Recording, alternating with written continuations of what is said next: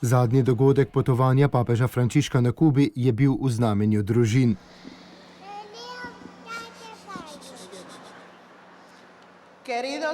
Dragi sveti oče, je bilo slišati ob njegovem prihodu v katedralo v Santiago, kjer je Frančišek v ospredje postavil družinske vrednote in dodal, da nas družina rešuje pred dvema pojavoma današnjega časa, razbitostjo in pomasovljenjem.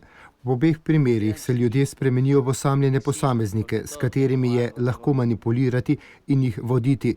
To je posledica izgube odnosov, ki nas oblikujejo kot osebe, ki nas učijo biti osebe. Družina je šola človečnosti, je dejal papež. Uči nas biti pozorni na življenja drugih. Ko ne živimo družinskega življenja, zrastejo ljudje, ki jih lahko imenujemo z besedami jaz, mene, z mano, zame, je dejal papež Frančišek in nadaljeval, da se doma naučimo bratstva, solidarnosti, naučimo se ne biti objestni, doma se naučimo sprejemati in ceniti življenje, kakor blagoslov, ter da vsakdo potrebuje druge, da gre lahko naprej. No hay lugar para las caretas. Somos lo que somos. Doma ni prostora za maske, smo tisto, kar smo, na tak ali drugačen način. Smo povabljeni iskati najboljše za druge.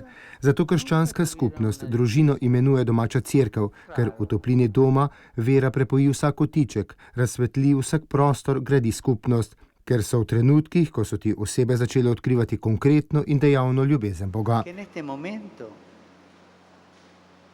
Se toquen la panza. Si hay alguna acá, Papež Frančišek je spomnil tudi, kako ga med audiencami mnogo žensk prosi, naj blagoslovi otroka, ki je še v njihovi maternici. Tako je vsem ženskam prisotnim in ostalim, ki so srečanje spremljale preko radia in televizije in ki so noseče z upanjem, saj je vsak otrok upanje, predlagal, naj se tisti trenutek dotaknejo svojega trebuha. In on je vsaki izmed njih ter otrokov, ki ga pričakujejo, podelil blagoslov. Obenem pa še zaželel, da bi bil otrok zdrav, da bi dobro napredoval in da bi mu bilo lepo.